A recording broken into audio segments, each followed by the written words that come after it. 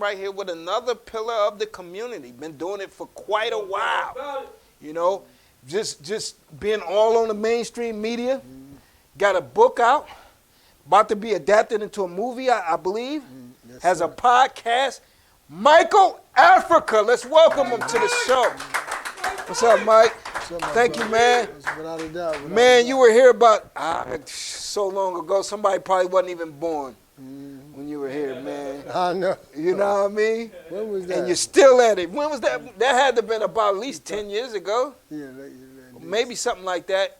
But first of all, Mike, you had a spot on 79th that I used to go down there and patronize. I went down there. I spent my dough with Mike. I don't just, we ain't just talking and, I went down there and had fun too. And Mike was controlling this area. You know the science of policing your hood before the police do? Big time. Big time. That's who that is right here. Big time. That's who that is right. Do you still got that spot, Mike? No. In fact, the police own that spot. The On 79 is a bit. Yeah. Well, how ironic is that? How ironic is that? How long have you let it go? How long since it's been since you You talking about the one on 79? Yeah, the one on 79th. And then I'll get to your new places. Right. The feds kind of, a lot of people don't know that, but the feds took that place. The feds took that place? And a brother bought it. He had sober dancers up there. I can't think of his name right away. But they took it and put it in like an auction or something like that? They forfeited. Okay. Right, and then... Why did they do that? Because you're such an upstanding guy in the community and it was a popular spot. I know there's a few bad elements hanging around. It's 7 all. That's the area. Right. That's terminology. But but guess what? We need the soldiers, so we're not condemning anybody. But some of you get out of hand and you don't know how to act and can't bring you nowhere. Right. Was that a big part of it? No, see what happened. The best way to explain it, I'm a black man. Right? Okay. Yeah, I was born black. You was born black. But I was temporarily a nigger sometimes. Okay. Now I'm black again. Now you black again. see, that's the fact. That's the best way I can explain. The greatness of it. Right. See, what happened was, I had the spot, and I'm doing my thing. I used to catch hell because, my friends, great Charles Oakley basketball players, different people like that, and people that wasn't known, but they was like, dude, you doing too much. Not that I was doing wrong. It was like I was making some, like you doing Hollywood. Yeah. And the hood. Yeah, he was. It's like you come at 1986, 87. I got a nightclub all glass in the front with different business in the front, and then I named it Vices. They thought I named it Vices because I'm marking the vice squad. No. Because a lot of people ignorant. They might be working well, but they uninformed. Yeah. I called it vices because of me. Like, at my age now, man, I've never drunk in my life. I never smoked dope. Wow. I own three. Yeah. I own 3-4 bars. I never drunk. Yeah. Hold on. Fathom what he just said. I own 3 or 4 bars, never had a drink. Never. We ain't come here to get drunk. Right. We came to get that bread, that spread. Right. When I was temporary doing nigga stuff, I was, selling reefer. I never smoked reefer. I never been high in my life. Anybody know me personally? Wow. I tell you that. Wow. That's one thing people. That's right now, when I be messing with a young cat or something, we talking and then I said, come on, you want to race? Right. Because at my age, I can run, man. I got a daughter, 8 years old. I can run. I hit the heavy bag. I'm working out to get it. I got a boxing scene in the movie I'm doing. So, but what happened was I was leaving the spot one day. I don't want to bring, because it's deep because the guy tried to rob me. He tried to rob you? Right. Wow. Let me put it this way, because I respect family stuff. I don't know what he wanted. Carjack robbery, it wasn't word carjack. But he rolled down on me, and hallelujah. He did. Hey, it happens. Yeah. So, you rolling down on the wrong one.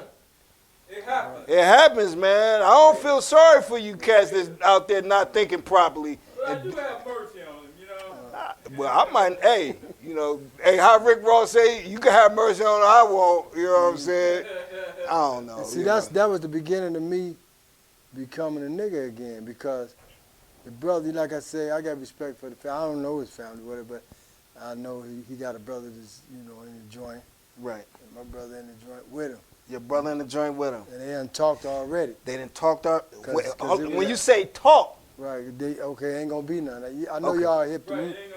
ain't no, right. My cousin, Mango, he in there. Okay. Yeah. Yeah, Also, I know y'all know Raymond. So everybody had to talk, because Brother Mango. we ain't great had that mess. Yeah, man. we ain't about that. You So the right. brothers, I'm told the brothers said, cool, man, it's over with. My brother was wrong, whatever happened. But, anyway, so the brother had just got out of prison for murder and robbery. His when brother did. When he Oh, came that at brother. me, Brother, yeah. Just got out from murder and robbery. just got out. He When was he- out when he- 6 months. And Yeah. guess what? Hot, cold white man. Because people ask me, well, why would they send you to jail? Because they let me go scot-free.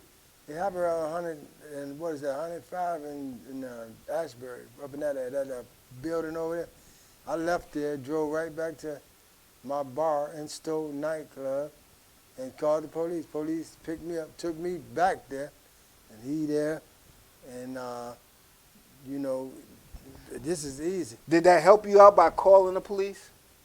Yeah, 'cause nobody Yeah. know They who know. I was, but I was defending myself. So what happened? I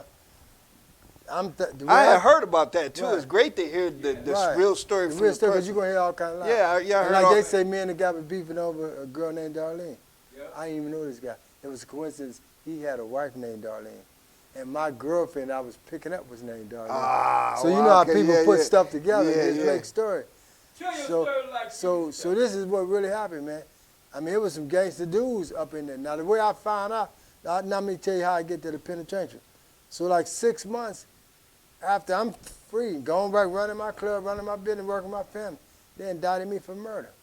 I'm 29 They years came old. back 6 months later and indicted you for murder.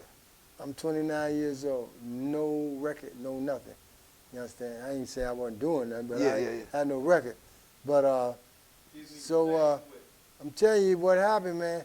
The guys that was around him, cowards, I ain't got to mention their name. Right. They went back trying to get out of something else and made up a story. And I believe, and I keep saying I'm going to do this, all of us need to do this. So I was in the Black Nationals, man, associated with the Black Panthers at 13, 14 years old. And I was really outspoken. You understand? They used to call me Africa back then. Were you involved in the riots? In the riots, brother, 68. 66, I was just an observer. I was just, you got to realize, 66, I think I I'm. was born back Right. then. I was born in 67. Okay, well, you just missed it. Huff riot was 66. The riot in 68, Fred Evans, right down the street, I was directly involved. I sung at Harlell Jones' funeral. I was the Ebony Commander. I talked to the guy, and listen, my friend right now just made parole. He been in prison, died old, Black Panther, since 1968 or something. He just made parole. That's when I was looking at my man on the wall. I don't understand why he ain't let all them brothers out, man, like Trump them do. Yeah. Let them dudes out, man. You know they was COINTELPRO. Let 'em out, man. Put them out. Right. So I'm just saying, association. So I really believe that after looking back, because I was I used to do a lot of stuff. Activism in the community. To bring up and let black people know you ain't no nigga. Yeah. Come on, man. Yeah. So anyway, what the hell y'all indict me for? So I had James Willis I had two co-lawyers. Mr. James Willis, black guy, won cases on the Supreme Court back then for the mafia, Cole. and Rocco Russo, Russo. two cold months. Yeah. So listen, Willis interviewed me and talked to me about the trial like 2 days before the trial started. Wow. You know why? Why? And Rocco Russo hardly ever talked to me about it. The judge. No, they thought, Yeah. they said it's automatic. Yeah. Here's a guy with a bar, store, restaurant, a whole corner, And he gas got station across the carjacked, street. robbed, right? and he defended Here's a himself. guy, right. But what they didn't know, they didn't factor in, man, to me, the way the white man look at it, one nigga dead, one nigga going to penitentiary. That's the only way And, it looks and that's like. all right. Yeah.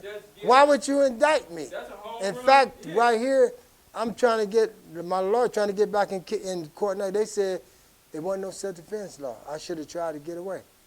In Ohio, it wasn't. Now they You just should started. tried Y'all to- know you keep should have keep- tried to get away. That's fact. Yeah. Player T, that's fact what they said. Wow. And that's how they try. And then, so Willis them like, this is going to be a slam dunk. And, you know, he one of the best lawyers in the country, not just in Cleveland. And so it's time for them to bring out the record. The judge said, no, he can't. The jury can't know his record. What you mean? They said, because I didn't know it.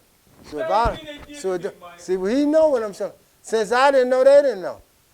Yep. And listen, man, so I went. They was trying to give me life in prison. I wound up with 5 to 25. Yep. And everybody was telling me, you're going to do about 12 years. You know, dudes you know down there. Well. Yep. And then they said, when you go to board, they probably hit you 5, and then another 5. Because I went to board in 3 years. And that's why I'm not. So you end up actually going to prison. Oh, yeah, I went to prison. I got did convicted. I got convicted. Yeah. 5 to 25. You go to board in 3 years. 525. They said, that's the fake out. 3 years, 4 months, I went to board. They said, you're going to get, probably going to give you 5 years when you go to board twice, maybe. You probably going to do 10 on that 3. Probably going to do 13. And I'm telling you, man, I'm one of them, bro. I said right on the thing. It's like, nah, I have trouble because sometimes I have to pray to God not to hate white people. Yeah, Nah, yeah, I can imagine. listen, I can imagine. Yeah, Right, like I can imagine. Right. top, man. And I believe that I got to get, I keep saying this over the years, but I'm going to do it before I die. I'm going to get my information, Freedom of Information Act from the FBI because I know they got stuff on me. Because I was deep in the national. I speak on that. In prison, I'll get to that later. So are you implying that you think that your sentence was motivated behind your activism? Not the charge. the charge was motivated behind your activism in the community. Right, because like I said, Absolutely. listen, let me tell you this. I'm going to say this, I'm going to jump to prison. When I was in prison, you could see a person, now when you know, because of no record and all that, they got me in a minimum, not minimum, but a medium security prison. But I spent most of my time in the penitentiary. Because listen, you can have a guy that'll choke somebody out and rape him and even kill him. And they go to the special housing for 6, 7 months, a year, and then they'll be gone, and then they come back. Yep. Me, in 15 years, this second I'm jumping ahead, but, you know, when I came out, I really became a nigga. But in 15 years of doing federal time, I spent like 12 of them in the maximum security penitentiary because me speaking like I'm speaking now and talking to black, it's like I actually turned niggas into black men in prison. So And they wanted to show you and that's like, that's dangerous. Man, Amen. Hallelujah. Amen. My people. you know, I used to do, in fact, Hallelujah. I'm going to start it out here. We used to have mock funerals. You know, like, let's say my brother used, you know, they used to call me Big Mike back in the day. I didn't name myself that. My little Mike, I got a brother, his middle name Leonard, Michael, so they call him Little Mike. Yep. Little Mike just started calling me Big Mike, everybody else did. So the mock funeral was in, Big Mike got to die in prison. You don't bring Mike, you don't bring him home. Don't bring that nigga back home. You know, oh, okay, I see what I'm saying? Yeah. G money. He don't need your mom, cousin. Yeah. We don't need another G. We need somebody like Player T trying to build up the community. Okay, Not yeah. bringing garbage.